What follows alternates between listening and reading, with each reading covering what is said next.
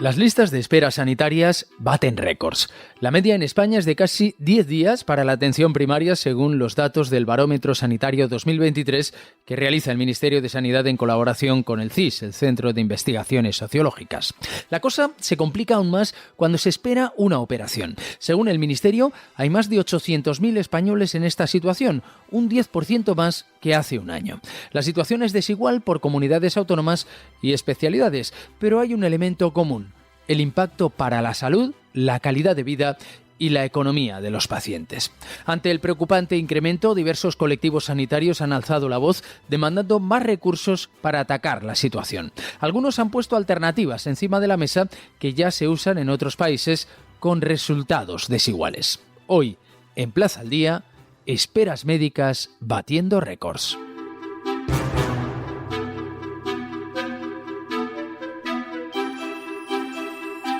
Tanto la Federación de Asociaciones para la Defensa de la Sanidad Pública como la Asociación del Defensor del Paciente y la Confederación Estatal de Sindicatos Médicos señalan que los datos publicados de lista de espera quirúrgica no reflejan la demora real de los pacientes. Vamos a saludar a Víctor Pedrera, que es vicesecretario general de la CESM.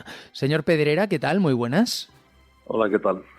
¿Cuál es la media de espera para ser atendido por el médico de atención primaria en España? Bueno, la media de espera en atención primaria varía fundamentalmente bien por la época del año o bien por distintos departamentos. Es muy variable de unos departamentos a otros, pero podemos, y de unas comunidades a otras, ¿no? También aumenta en la época estival, ya que las consultas de atención primaria no se suelen sustituir, y también en las épocas de mayor incidencia de patología respiratoria, que es una época del invierno, que aunque no estamos con las vacaciones, sí que estamos con un pico repunte de población. Pero vamos, de unas por otras se suele entender que estamos en torno a los 10 días de demora en la cita que se pide desde que el paciente la solicita hasta que el médico atienda. Eso es la atención primaria. Y vayamos con la lista de espera quirúrgica. ¿En qué punto nos encontramos? ¿Estamos mejor o estamos peor? Bueno, evidentemente ha habido un parón con la pandemia, parón que duró prácticamente 2 años, donde ciertas patologías no urgentes se demoraron, quedaron acumuladas, fueron creciendo de forma paulatina durante esos años, y ahora pues ese tapón que se produjo durante estos años pues se está pagando. La conclusión o el resumen que hago a esta introducción que he hecho, pues que evidentemente las listas de espera han aumentado tras la pandemia. Pero lo que sí que quería comentar es que son listas de espera que no refleja la realidad del día a día, sino que presentan ciertos sesgos que si quiere pasamos luego a comentar de forma más detallada. Claro, ¿cuáles son esos sesgos? Bueno, evidentemente, cuando hablamos de listas de espera, las listas oficiales, se habla generalmente del tiempo que el paciente está en espera desde que se decide que el proceso es un proceso quirúrgico y un proceso que es subsidiario de ser intervenido hasta que se interviene. Pero no se contabiliza el tiempo de demora más largo, que es desde que el paciente presenta el problema, acude a su médico de cabecera y el especialista, una vez valoradas las pruebas diagnósticas y todas las pruebas complementarias que se hacen previamente a la decisión del procedimiento quirúrgico, ese tiempo no se contabiliza. Por lo tanto, estamos hablando de un tiempo que está acortado a la realidad del problema. Si hablamos de demora de operación de cataratas de 100 o 120 días, pues eso hay que sumarle 6-7 meses, que es el tiempo que tarda el paciente desde que el médico acude a su médico de cabecera presentando un problema de falta de visión hasta que el cirujano oftalmólogo lo incluye en la lista de espera para ser intervenido. Por tanto, el criterio que se sigue en España, que sigue el Ministerio de Sanidad para incluir a los pacientes en esa lista de espera quirúrgica, es el momento en que se decide que va a ser operado, pero obviamente arrastramos un tiempo mayor desde que el paciente registra y empieza a sufrir el problema. Depende también de especialidades, ¿no? Esa lista, esa demora en la espera por parte de los pacientes. ¿Cuáles serían las listas de espera quirúrgicas más cortas y cuáles las más largas? Bueno, evidentemente las más largas son las que requieren de proceso de pruebas complementarias más o menos sofisticadas. Me refiero, por ejemplo, en el caso de traumatología, aquellas pruebas que requieren la realización de una resonancia magnética previa. Hablamos, por ejemplo, de un dolor de rodilla que acaba en una prótesis de rodilla. El tiempo desde que el paciente acude con problemas de rodilla hasta que el traumatólogo lo ve en consulta solicita pruebas complementarias, insisto, de imagen, que suelen tener demora, como son las resonancias magnéticas, le vuelve a ver y decide introducirlo, pues estos tipos de problemas de salud que tienen más, digamos, complejidad en el diagnóstico, en alcanzar el punto en el cual el médico decide que es una intervención quirúrgica y por lo tanto se incluye, por lo tanto esas son las que más demora generan, demora previa, ¿no?, a la introducción de lista de espera. ¿Y las que menos? Las que menos, las de fácil diagnóstico. En principio, una catarata se diagnostica con la primera visita que el oftalmólogo ve al paciente, ya sabe si la catarata está madura. Estoy poniendo ejemplo de dos patologías muy, muy concretas, ¿no? Pero, en definitiva, podemos decir que son aquellas que requieren un proceso diagnóstico más complejo, apoyado en pruebas diagnósticas, son las que más tiempo de demora tienen o más tiempo pasa hasta que entran en lista de espera, y aquellas que tienen un diagnóstico más sencillo, no sujeto a pruebas diagnósticas, sino a la simple exploración del especialista, pues evidentemente son las que menos tiempo previo necesitan para entrar en lista de espera. ¿Diferencian ustedes entre listas de espera quirúrgicas estructurales y coyunturales? ¿Nos puede explicar esto? Bueno, las estructurales son aquellas en las cuales estamos traduciendo un problema, digamos, de falta de recursos estructural, como la palabra indica, ¿no? Que, es decir, aquellas que no están sujetas a variaciones de picos estacionales, de picos de patología, y las de otro tipo, que es la que me ha dicho usted anteriormente, son las que van influenciadas por las variaciones que hay en las incidencias en el tiempo, ¿no? Le preguntaba yo antes por especialidades, cuáles son aquellas que tienen mayor lista de espera y las que tienen menor lista de espera, pero también hay diferencias entre comunidades autónomas. ¿Cuáles son las más rápidas y cuáles las más lentas? Bueno, yo no tengo datos de todas las comunidades autónomas, también son datos, insisto, que son variables, pero en definitiva las variaciones son amplias en algunas especialidades en concreto. Pero en definitiva, si hacemos un cómputo y un refrito, prácticamente en todas hay demoras, en todas hay lista de espera, y yo puedo hablar de la Comunidad Valenciana, que es la que conozco, y estamos en un punto intermedio con el resto de comunidades. O sea, ni somos de los más rápidos, ni somos de los más lentos a la hora de operar a los pacientes que digamos que estamos en un punto intermedio. Uh-huh. ¿Qué impacto puede provocar esa demora en la cirugía sobre la calidad de vida y la salud de los pacientes? Bueno, sobre la calidad de vida, sobre la salud y sobre la economía. Hay que tener en cuenta que, por ejemplo, vamos a poner también otros ejemplos concretos para que se me entienda. Una persona que está en vida laboral activa, un autónomo que tiene una rotura de ligamentos cruzados de una rodilla o de un menisco, todo el tiempo que se demora en su intervención es tiempo que económicamente le está afectando a él, que económicamente afecta al país, porque son tiempos que las bajas podrían ser mucho más cortas de lo que son. Y, por supuesto, en la calidad de vida, evidentemente, si un problema se puede resolver en 2 meses y se tarda en resolver 6, pues yo creo que no hace falta hacer más valoraciones.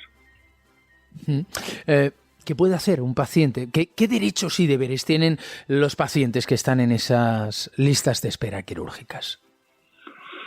Bueno, al paciente solamente le queda una vía, que es la de la reclamación, pero ya sabemos que el sistema sanitario público está encorsetado, tiene los recursos que tiene, y las administraciones lo que sí que deben de procurar, de hecho tengo constancia de que en la Comunidad Valenciana la actual administración en eso parece ser que se quiere poner las pilas, es actuar sobre, los mecanismos que más pueden hacer y en los que más se puede intervenir para cortar esos tiempos. En concreto estoy hablando de las pruebas complementarias.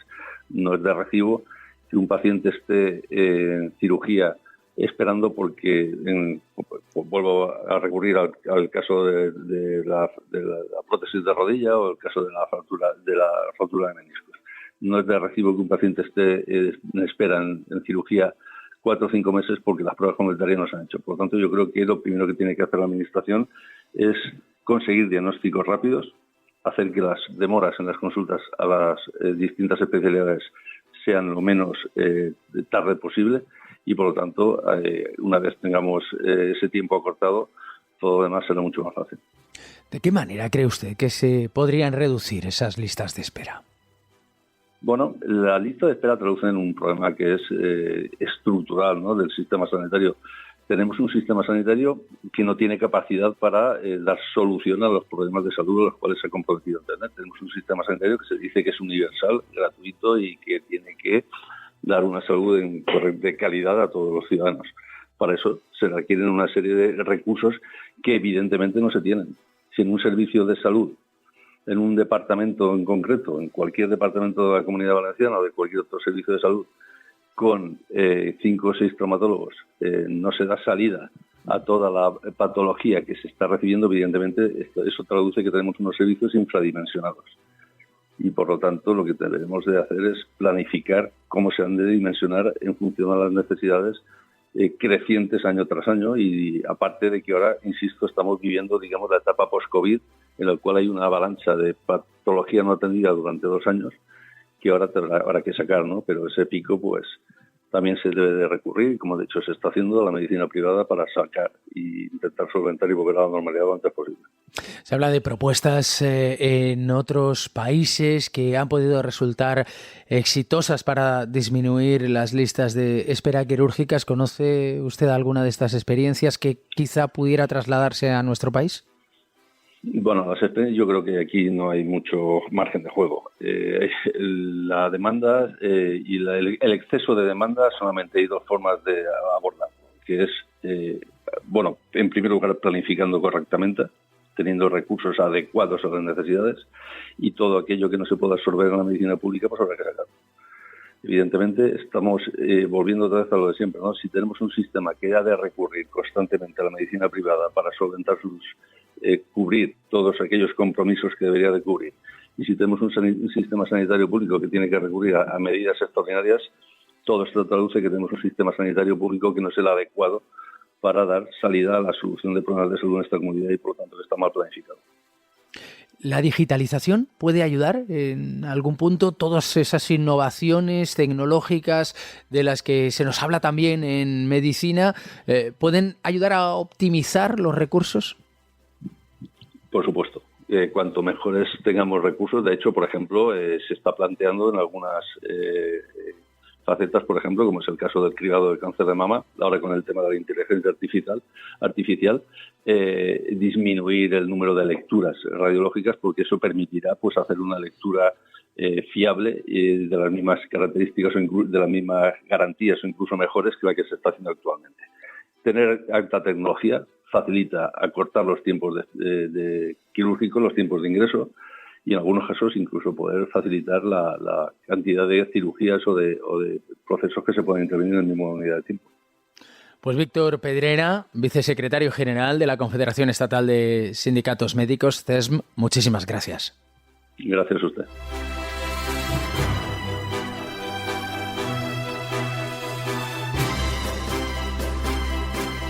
Se plantea una opción, no sé si triste, para reducir las listas de espera. Consultas médicas compartidas. Es lo que nos cuenta Luis de Haro, que es director general de iSanidad, un portal de información para médicos. Señor de Haro, ¿qué tal? Muy buenas. ¿Qué tal? ¿Cómo estamos? Muy buenas. ¿Qué son las consultas médicas compartidas? Las consultas médicas compartidas tienen 2 opciones distintas. Por un lado, pueden ser una consulta en la que el médico está con el paciente y con un acompañante. Cuando está con un acompañante, lo que sucede es que, además de contarle las cosas al paciente, se lo cuentan al acompañante, para después, para que los dos tengan constancia de lo que ha sucedido. Entonces, las indicaciones se le dan a los dos, y después el acompañante puede hacer la función de ver si el paciente está haciendo las indicaciones que le ha dado el médico. Entonces, bueno, pues es una forma de sustituir la labor del médico por una persona que no es médica, que puede ser profesional o no profesional. En un principio lo que es simplemente acompañante, no está definido. Luego, por otro lado, son las consultas médicas compartidas, también son estas, en las que hay varios pacientes que van contando sus casos, están todos juntos, 7, 8, 10, los que sean, van contando sus casos al médico, y entonces no es necesario que el médico repita la información. Uh-huh. Y uno va viendo si es adecuada la pregunta, si no es necesario hacer la que uno tiene porque ya se lo ha respondido a otro. Claro, lo que pasa es que para que se dieran estas segunda modalidad de consulta médica compartida, ya tendríamos que saber que los síntomas, habría que hacer un cribado anterior, entiendo, ya tendríamos que saber que los síntomas o la patología que va a presentar el enfermo va a ser la misma que el que se va a sentar a su lado en esa especie de mesa redonda, ¿no? Es una mesa redonda, efectivamente, en la que ellos quedan pacientes con una patología parecida. Uh-huh. Y la otra tendríamos que aportar nosotros como pacientes un acompañante. A un acompañante que después nos haría el seguimiento, digamos, ¿no? En el tratamiento. Que ayuda al seguimiento, efectivamente. ¿Esto dónde se hace? Esto se hace en algunos países que lo que tienen es un nivel de asistencia muy bajo. ¿Por qué? Pues porque no tienen suficientes recursos como para atender al paciente uno por uno. Entonces, esto en España efectivamente ahora mismo no se está dando, porque de hecho la propia ley lo prohíbe, pero vamos a tener que sería una triste realidad tener que llegar a esto. ¿Por qué lo prohíbe? Pues porque la relación médico-paciente está muy, muy, muy protegida. Y tú no puedes contar en público, o no tienes por qué contar en público, ni qué es lo que te sucede, ni contárselo a nadie más, ¿no? Uh-huh. Bueno, es una situación que se está dando en otros países, pero aquí, digamos, la degradación del sistema, podría llevarnos a esto. Ahora mismo no nos puede llevar a esto. La degeneración del sistema acaba en esto. ¿En qué países se está poniendo en marcha esta iniciativa? Por ejemplo, el estudio que hemos comentado en el artículo de iSanidad es un estudio que se hizo en la India. El nivel de la inversión es el 1,1% del PIB en sanidad, mientras que en España pues está por encima del 7%, ¿no? Bueno, pues entonces se hace siempre en países que tienen normalmente un nivel de renta mucho más bajo, porque tienen muchos problemas para poder invertir en sanidad. De hecho, tienen muy poquitos médicos, ¿no? Esto se hace en países con renta baja y con una inversión en sanidad muy, muy, muy, muy pequeña. Afortunadamente estamos lejos. Estamos lejos porque lo prohíbe el sistema, estamos lejos porque lo prohíbe la ley, estamos lejos porque no es legal, pero bueno, nuestro sistema se está degradando y el hecho de que salgan artículos diciendo lo bueno que es este sistema no beneficia, ¿no? Uh-huh. Pero vamos, estamos lejos, deberíamos de estar muy lejos. ¿Han aparecido artículos alabando ese sistema de consultas compartidas? Bueno, acaba de salir un artículo hace un par de meses, se hizo un estudio en la India, pero para un tema muy concreto, que era un tema oftalmológico. No recuerdo bien no me acuerdo qué era, diciendo que había mejorado la sensación de los pacientes. ¿Pero por qué? Porque la alternativa es o no hago nada o hago esto. Entonces, bueno, pues mejor las consultas médicas compartidas que nada. Claro. Una alternativa que esperemos no tengamos que utilizar en España. Pues Luis de Haro, director general de iSanidad, muchísimas gracias. Muy bien, un gusto.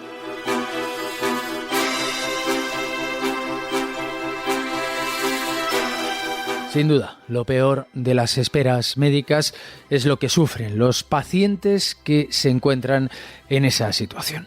Ya saben que Plaza al Día es el daily de las cabeceras de Plaza. Pueden encontrarlo en todas ellas de lunes a viernes y también en las principales plataformas de audio donde pueden suscribirse y enviarnos sus comentarios. Tienen todas las suscripciones disponibles en plazaaldía.es.